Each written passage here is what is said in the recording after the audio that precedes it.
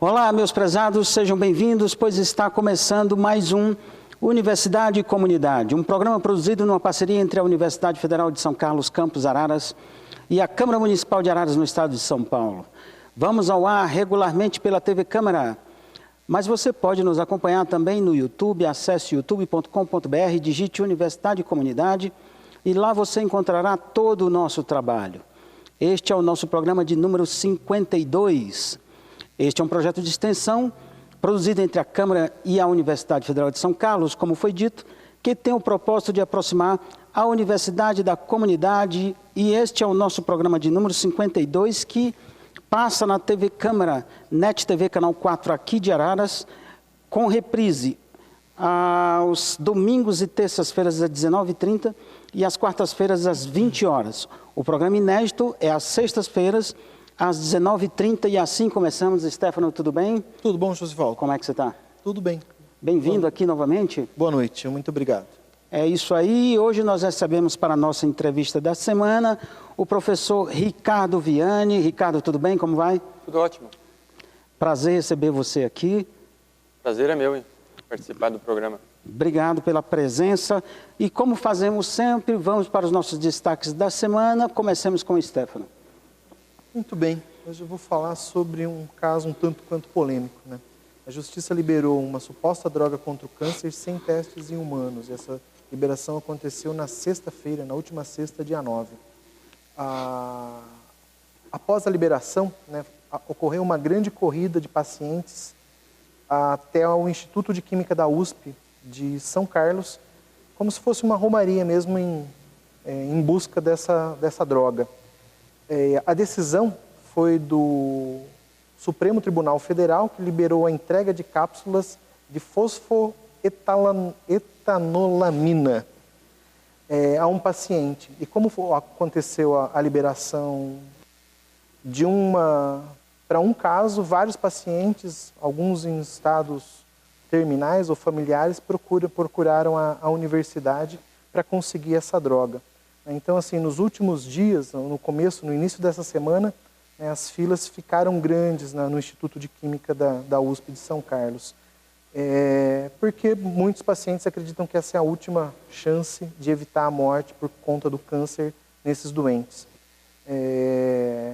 Só que, segundo o presidente da Sociedade Brasileira de Oncologia, o caso pode ser resumido como uma loucura, né? Porque os pacientes eles estão sendo feitos de cobaias sem garantia de segurança ou eficácia. A droga, ela só passou por testes iniciais em células, né, em animais. E para que uma droga pudesse ser aprovada, pelo menos 3 fases nos estudos com seres humanos deveriam acontecer.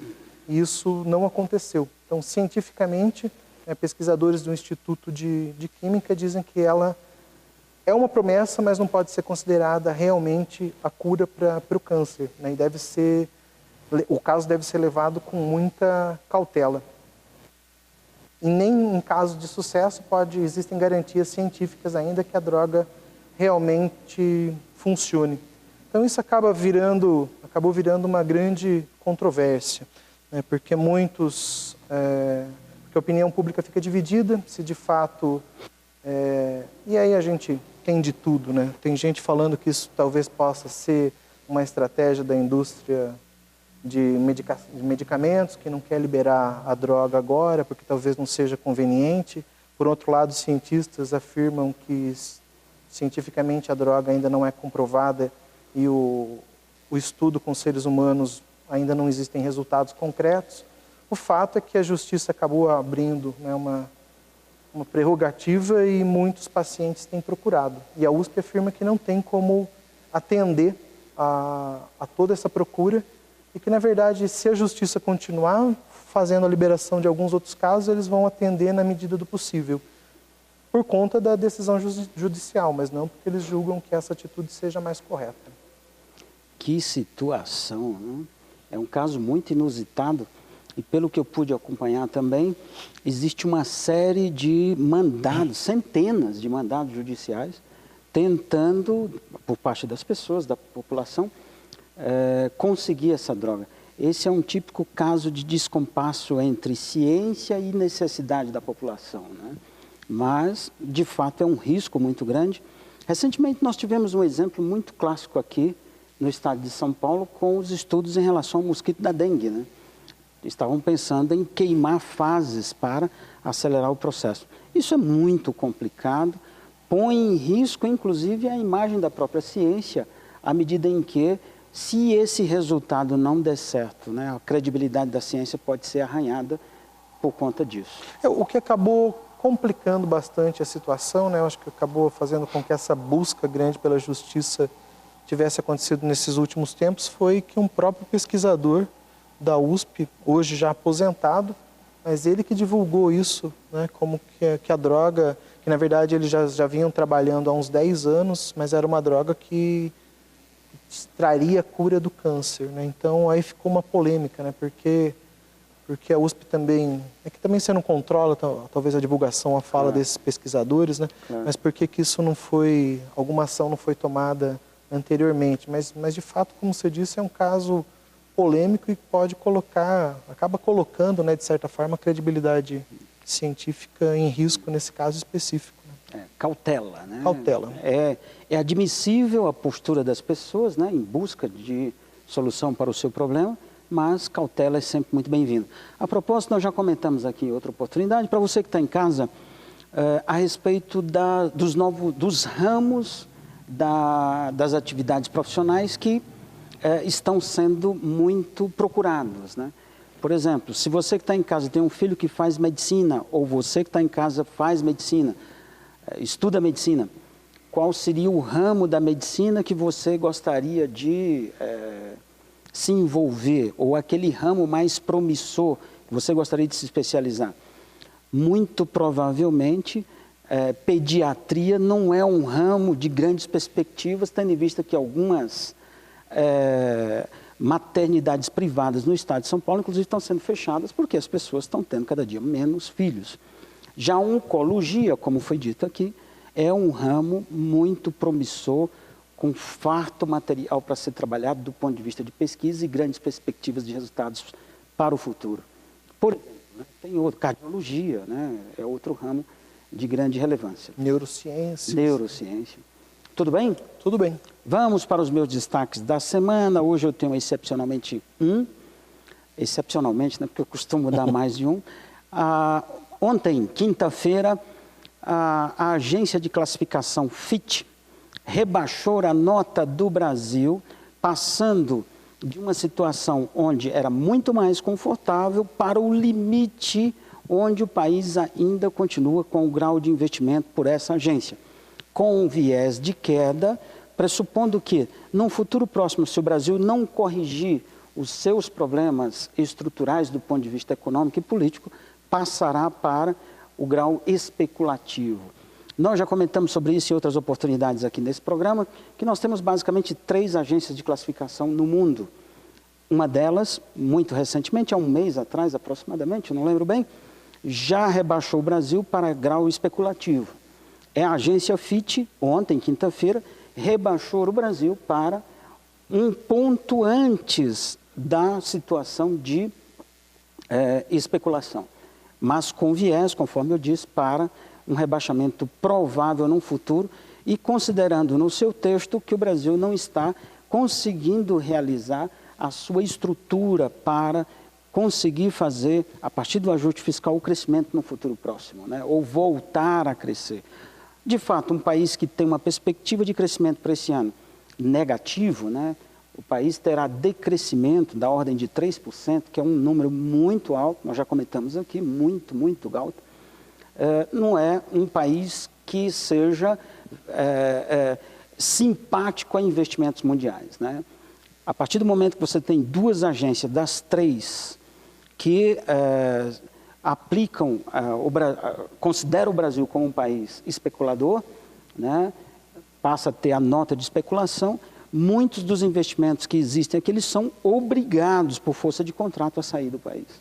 Stefano, parece que as coisas não estão melhorando como nós pensávamos, né? Parece que as coisas não estão melhorando mesmo, Josivaldo. Essas notícias que você traz, elas sempre me deixam bastante pensativos, né? Até inclusive uma notícia que eu estava ouvindo hoje mesmo no rádio, vindo para cá, Eu não gostaria de entrar em detalhes sobre nomes, mas nessa briga do alto escalão executivo e legislativo nosso, né, nessa disputa pelo poder, essas insinuações do cai e não cai, dizem que talvez a situação ainda ela não chegou no fundo do poço, né? Então existem algumas estimativas mais pessimistas de que as dificuldades elas vão aumentar bastante até metade do semestre, até metade do próximo ano. Metade do próximo ano. Inclusive a inflação, a variação do dólar ainda está para aumentar bastante até junho do ano que vem. Por outro lado, existem alguns setores mais otimistas, né? Então, eu não sei. Eu sei que quando se traz essas notícias das agências internacionais, não fica nada de muito positivo, né, para a situação brasileira. Vai ter que resolver essa questão política primeiro e depois, com a condição mais estável, o país voltaria a crescer. Tudo bem? Tudo bem. Vamos para a nossa entrevista da semana, nesse programa de número 52. Hoje nós temos o prazer de receber aqui o professor Ricardo Augusto Gorni, Viane. Ele que é natural de onde que você é, Viane? Eu sou de Cambé, no Paraná, norte do Paraná. Paranaense. Ele fez graduação em Engenharia Agronômica pela Universidade Estadual de Londrina, mestrado em Biologia Vegetal pela Universidade Estadual de Campinas e doutorado também pela Estadual de Campinas, Unicamp. Atualmente é professor da Universidade Federal de São Carlos, Campos Araras, trabalha na área de Ecologia e Restauração Florestal, com ênfase em Ecologia da Restauração, Ecologia Funcional e Ecofisiologia Vegetal e em Silvicultura de Espécies Nativas. Hoje ele vem falar para nós sobre o panorama do setor florestal brasileiro. Ricardo, qual é a área ocupada com florestas comerciais plantadas no Brasil hoje? As estimativas recentes de 2013 apontam para algo em torno de 7,2 milhões de hectares. Então, é um valor que representa cerca de 0,8% da área total do país e, se comparado a outros usos do solo, está bem atrás da área ocupada com pastagem, bem atrás da área ocupada com soja, cana-de-açúcar e milho. Então, o setor acredita que ainda existe muito espaço para expansão dessa área de 7,2 milhões de hectares. Né? O setor florestal brasileiro ainda tem área para crescer. Sei. Pois não, pode falar. Essas áreas no Brasil, elas se concentram em quais localidades ou quais regiões?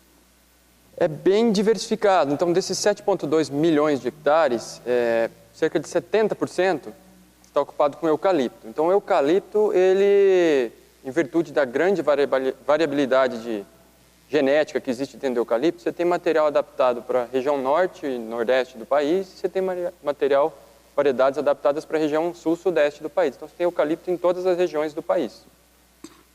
Já o pinus, que é o segundo grupo de espécies mais cultivado no país, os plantios são mais concentrados na região sul, em virtude até da origem do pinus, dos pinos que são cultivados no país, que vem de uma região de clima mais ameno, subtropical. Entendi. Você falou 70% eucalipto, né? 70% aproximadamente desses 7,2 milhões de hectares são cultivos de eucalipto. O eucalipto é original de onde, afinal? Na maioria dos casos, da Austrália. Existem alguns eucaliptos que são originários da Indonésia, mas a grande maioria é da Austrália. E se planta... E o pinus, de onde?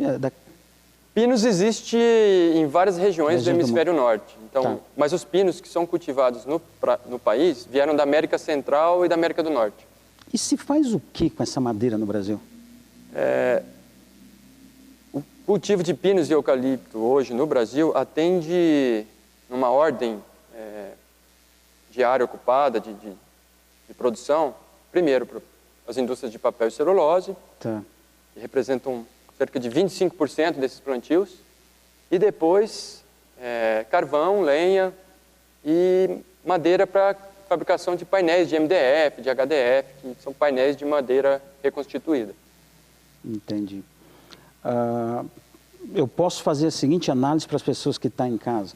uma eventual expansão dessas áreas significaria que o país deixaria de desmatar mais a sua floresta nativa? Pode ser interpretado dessa forma? De certa forma, sim. O que é que acontece? Hoje, existe desmatamento na Amazônia, nem sempre esse desmatamento está relacionado com o desmatamento para extrair madeira. Claro. A madeira é um dos primeiros produtos que são extraídos desse desmatamento, mas não é só isso que move esse desmatamento, existem outras razões. Mas, ao mesmo tempo, se a gente considerar que a maior parte da madeira nobre, que é destinada para fabricação de móveis, construção civil, não vem desses 7,2 milhões de hectares, vem da extração de madeira da Amazônia. Então, ao contrário do que muitas pessoas pensam, é a madeira da Amazônia que abastece o nosso mercado interno aqui, para a produção de móveis nobres, de refinados e a construção civil. Então, embora esses 7,2 milhões de hectares não sejam destinados para aquele uso que a madeira que é extraída da Amazônia tem, a gente enxerga uma possibilidade de que, se políticas públicas, se tecnologia for gerada para o cultivo dessas espécies que hoje são extraídas da Amazônia, for gerada, a gente vai deixar de desmatar. Aliás, isso já vem ocorrendo, né? Já vem ocorrendo uma queda ano a ano da taxa de desmatamento na Amazônia, e em dado momento a gente vai ter que produzir madeira a partir de plantio, madeira nobre a partir de plantio, para aliviar essa falta desse produto em virtude da queda do desmatamento. Então existe sim essa relação, mas existe... Mas ela não é direta. Não é direta, não é direta. Você citou políticas públicas, no caso, para produção, plantio dessas madeiras que hoje são frutos do desmatamento. Essas políticas públicas no Brasil, elas não existem ainda? Isso não acontece nem em pequena escala? Existe, em âmbito federal, a discussão de uma política pública para o cultivo dessas espécies, que é o PENSAF, mas isso ainda está na escala de discussão, ainda não tem desdobramentos práticos. Existe na academia, tanto é que eu, como coordenador de um laboratório, de um grupo de estudos na universidade, organizo anualmente o simpósio de silvicultura de nativas, cujo objetivo é discutir tecnologia de cultivo dessas espécies, mas também trazer pessoas que lidam com políticas públicas para tentar inserir isso dentro da agenda do setor florestal. Ricardo, só para as pessoas que estão em casa, explica para eles o que é silvicultura de nativas. Muito bem. Silvicultura, em linhas gerais, é o cultivo de árvores. Sim. Quando a gente fala silvicultura de nativas, a gente está falando do cultivo de árvores que são nativas do Brasil para fins comerciais. Então, quando eu digo simpósio de silvicultura de nativos, a nossa ideia é discutir formas, tecnologias, políticas públicas para que a gente consiga, em vez de tirar o mogno da Amazônia, plantar e assim evitar o desmatamento. Entendi. Do ponto de vista, aproveitando carona nesse assunto que você que nós estamos nesse momento, do ponto de vista das nativas, né? Existe algumas delas que nós já poderíamos falar em termos de escala comercial, já com alguma representação de mercado em plantio, não? Existe. E quais seriam? Existe algumas espécies, sim. Não dá para comparar em área ocupada com pinos de eucalipto, que representam mais do que 90% da área ocupada com plantios florestais no país. Mas existe um exemplo clássico que é o do paricá, na região norte do país. É uma espécie nativa da Amazônia, que é cultivada em larga escala por empresas florestais e com relativo sucesso. Então, esse é um exemplo bem sucedido, de uma espécie que cresce rápido e gera um retorno rápido para quem cultiva. Existem outros em escala menor, a própria araucária, né, o pinheiro do Paraná, que é cultivado no estado do Paraná, no estado de Santa Catarina, mas que tem um crescimento muito mais lento e isso acaba, de certa forma, tornando esse cultivo menos atrativo para o produtor e para as próprias empresas florestais. O paricá faz o que com ele? É paricá, né? O paricá é usado principalmente para laminação. Então, lâminas são tiradas do paricá e são utilizadas para a fabricação de compensados. E ele tem uma grande vantagem em relação ao eucalipto, que ele é uma espécie que não tem muita ramificação como o eucalipto. Como não tem muita ramificação, saem ramos do tronco, esse tronco fica livre de nós. E isso torna essa madeira do paricá mais interessante, porque ela é mais bonita, tem menos nós que depreciam a madeira que é exposta. Em alguns programas atrás, a gente até ficou surpreso, pelo menos eu, a gente falou sobre floricultura, né, onde falou que as flores produzidas hoje no Brasil, a maioria das mudas são de tecnologia ou melhoramento genético que vem de fora, principalmente da Holanda. No caso, por exemplo, dos pinos e eucaliptos cultivados no Brasil, essas mudas ou essas sementes, elas são produtos nacionais? Existe um trabalho de melhoramento genético nacional disso? Sim, existe sim. Aliás, o Brasil se destaca no cenário internacional pela alta tecnologia, pelo alto melhoramento genético dos plantios de pinos e eucalipto. Então, o Brasil é campeão em produtividade de pinos e eucalipto. Não só pelas condições climáticas, que são favoráveis ao crescimento dessas espécies, mas porque foi desenvolvida uma tecnologia específica para o cultivo dessas espécies e existe, aliado a isso, um grande melhoramento genético. No caso do eucalipto, as mudas são, na maioria dos casos, clones. Então, em vez de se utilizar uma semente para a produção de mudas, se utiliza um raminho que enraiza e vira uma muda. Então, isso representa um ganho genético, porque a gente consegue selecionar aquelas árvores que são melhores e, a partir delas, retirar ramos que vão originar árvores idênticas àquelas que são as melhores. Então, o Brasil tecnologicamente avançado nessa questão e, para o pinus e para o eucalipto, a produção de mudas é toda feita no país. Esporadicamente, algum material genético vem de fora, mas para agregar variabilidade, para trazer uma variabilidade nova. Não é uma dependência. Né? Não há essa dependência. Tá.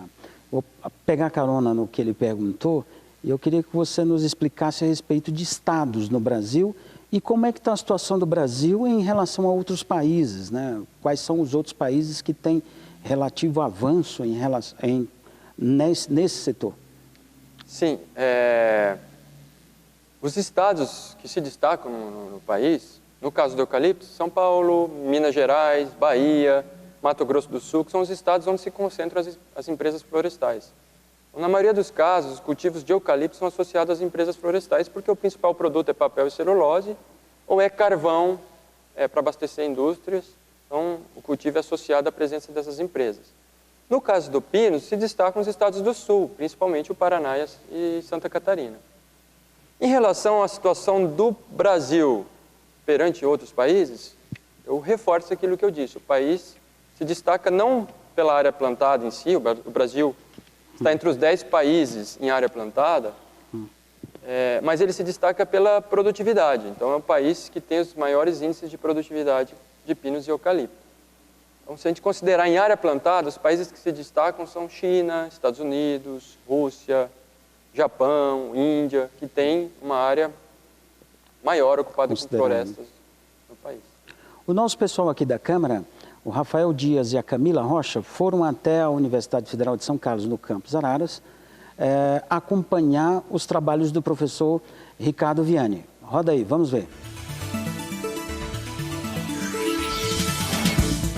Olá, hoje estou aqui numa área de pesquisa no campus da UFSCar Araras com o professor Ricardo Vianney. Tudo bem, professor? Tudo ótimo. Professor, ao fundo nós estamos vendo o plantio de uma área experimental de mogno africano. Qual foi o objetivo do plantio dessa espécie? O objetivo desse plantio é formar um talhão de uma espécie florestal promissora que foi recém-introduzida no Brasil para cultivo em larga escala, para que os alunos pudessem, além de desenvolver aulas práticas, projetos de pesquisa avaliando o crescimento, desenvolvimento de diferentes espécies de mogno africano e também a ocorrência de pragas e doenças nessas espécies, já que, por ser uma espécie recém-introduzida, a gente ainda tem uma série de desafios tecnológicos para que o cultivo seja bem sucedido. Então, os alunos trabalham aqui em campo para ver a evolução da espécie, o terreno utilizado, o plantio. Foram eles que plantaram também, não? Sim, foram os alunos que plantaram isso há 2 anos. E o objetivo é justamente esse, acompanhar o desenvolvimento dessas espécies. Nós temos 2 espécies diferentes de mogno africano aqui, para saber qual é aquela que melhor se adapta às nossas condições de clima e solo e como elas respondem aos tratos culturais de adubação, de manejo das plantas daninhas na entrelinha. Também aqui a gente fez um plantio com espaçamento amplo. Então nós temos possibilidades de testar diferentes cultivos intercalares em meio a esse plantio, que são formas de um produtor rural que quiser plantar o mogno africano ter um retorno intermediário antes do corte do mogno africano para madeira, que costuma demorar um tempo maior do que o agricultor está acostumado com os cultivos de outras culturas agrícolas de ciclo mais curto. E nesses 2 anos que foi plantado, teve já algum resultado? Nós temos uma série de projetos de pesquisa em andamento, né? Nós já conseguimos observar qual a espécie de mogno africano que se desenvolve melhor, mas ainda tem uma série de outras questões com relação à ocorrência de pragas e doenças, com relação à resposta à fertilização, que ainda nós estamos ainda coletando dados para depois ter respostas mais concretas com relação a esses parâmetros para o cultivo dessas espécies. Obrigado, professor. Voltamos para o estúdio. Muito bem. Você acaba de nos mostrar uma área de mogno. Como é que está isso no Brasil? Fala um pouco sobre o mogno para nós. O mogno africano é o nome dado a um grupo de espécies de um determinado gênero botânico.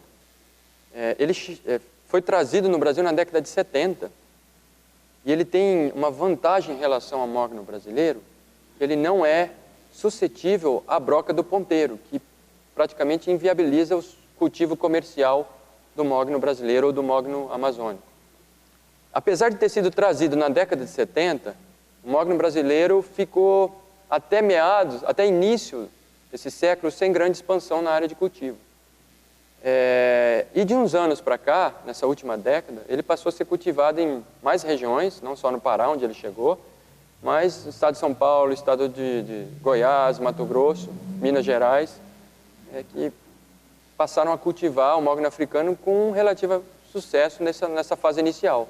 Mas ainda existem várias perguntas, como foi mostrado no próprio vídeo, com relação ao cultivo, porque toda vez que se traz uma espécie nova para se cultivar num país, podem surgir novas pragas, podem surgir novas doenças, a gente ainda precisa aprender a lidar com como essa espécie se adapta às diferentes condições climáticas e de solo. Mas é uma das espécies potenciais para a produção de madeira nobre, em substituição à madeira que hoje ainda a gente traz da Amazônia. Entendi. Muito bem. Do ponto de vista de perspectiva, Ricardo, para onde vamos no setor madeireiro no Brasil? Olha, eu acredito que, como os outros setores, esse setor é influenciado pela crise que esporadicamente surge. Crise? Que crise, né? Ele é suscetível a isso também, mas existem outros cenários que são favoráveis. Um deles é este, que eu comentei rapidamente, que a produção de madeira advinda da Amazônia, que abastece o nosso mercado de madeira nobre, tem sido reduzida ano a ano. Em um dado momento, se essa produção continuar a cair e a demanda se mantiver ou mesmo aumentar, a gente vai ter que passar a plantar florestas para suprir essa demanda de madeira. Então, acho que isso pode ser um fator favorável ao setor florestal que precisa ser melhor explorado e incorporado na agenda do setor florestal. Um outro aspecto que eu acho importante é que nós passamos recentemente por uma revisão do Código Florestal. E nessa revisão do Código Florestal, que foi feita em 2012, foi definido que cada propriedade rural com mais do que 4 módulos fiscais, para citar o exemplo de Araras, qualquer propriedade que tenha mais do que 40 hectares, tem que ter um percentual de floresta. Muitas vezes esses produtores não têm essa floresta e eles vão ter que restabelecer essa floresta. O lado bom da história para o setor florestal é que isso pode ser feito com espécies exóticas ou com espécies nativas madeireiras mescladas às espécies nativas para a conservação da biodiversidade. Então, esse é um outro ponto favorável para a expansão, porque pode favorecer o cultivo dessas espécies florestais e, ao mesmo tempo, gerar para os produtores rurais uma possibilidade de implantar a reserva legal e dela tirar um recurso que pode amortizar esse custo de implantação dessa reserva legal, que é um ônus do proprietário rural hoje. Entendi. E para fechar, vamos falar de dinheiro, né? É rentável plantar madeira no Brasil? Muito bem, essa pergunta ela não tem uma resposta direta, ela depende de uma série de fatores, né? Então, depende de qual espécie, de qual região que a gente está falando e de qual destino que a gente quer dar para essa madeira. Mas, em linhas gerais, é rentável sim. A grande diferença em relação aos outros usos do solo numa propriedade rural é que há uma menor liquidez. Então, quando um produtor ele vai implantar uma floresta, ele tem que ter um capital inicial que ele provavelmente só vai retornar, ou só vai ter lucro 5 anos para frente, dependendo do destino, 10, 15, 20 anos depois. Então, essa é a grande diferença. A gente sabe que as espécies crescem mais rápido, como o eucalipto, o custo de implantação é menor, então, consequentemente, o produtor aí, com cerca de R$5.000 consegue implantar 1 hectare de eucalipto. Se ele tiver as produtividades médias do Brasil, ele vai conseguir, ao final de 7 anos, em torno de R$1.000 por hectare de renda, o que é um valor comparável, até maior que alguns outros usos do solo, alguns outros cultivos agrícolas que existem. Legal, Ricardo. Muito obrigado pelas tuas informações. Foi um prazer te receber aqui. Obrigado pela tua presença. Eu agradeço e me coloco à disposição para aqueles que tiverem interesse no assunto em conversar, em debater, em explicar melhor. Tá joia. Muito obrigado. Obrigado a você. Stefano, foi um prazer te receber aqui mais uma vez. Um prazer Até novamente. A próxima, então. Boa noite. E parabéns a todos nós, afinal de contas, estamos na Semana do Professor. Parabéns a você que está em casa, que é professor. E para fechar nosso programa, fiquemos com a frase de Nelson Mandela. Esta semana, que é a Semana do Professor, nós gostaríamos de lembrar: a educação é a arma mais poderosa que você pode usar para mudar o mundo. Ponto final, e assim encerramos mais um Universidade e Comunidade. Tchau!